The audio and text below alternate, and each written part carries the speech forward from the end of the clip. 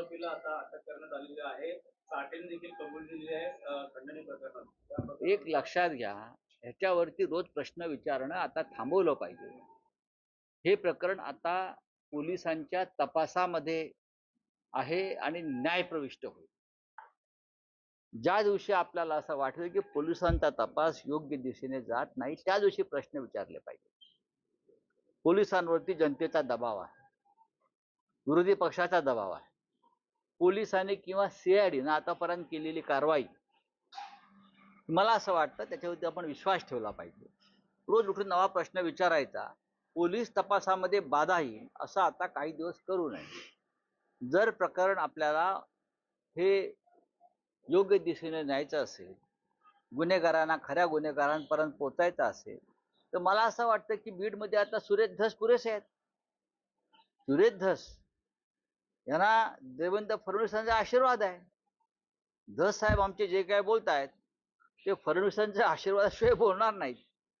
तर जे काही त्यांचं चाललेलं आहे, याचा अर्थ असा आहे की देवेंद्र फडणवीस गृहमंत्री यांना सुद्धा बीडमधला हा दहशतवाद बंदुकीचं राज्य मोडून काढायचं आहे.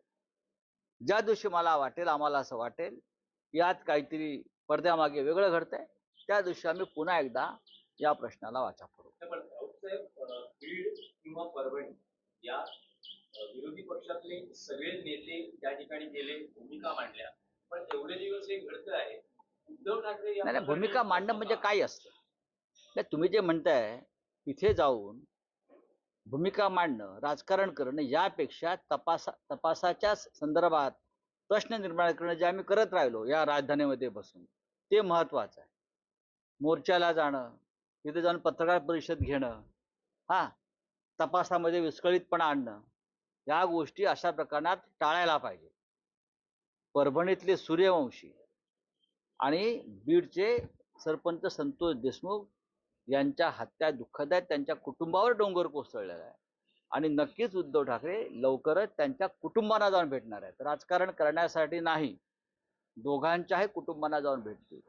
आम्ही वाट पाहत होतो पोलीस काय कारवाई करतायत, आरोपींना अटक होते की हळूहळू सगळे आरोपी अटकेत जातील.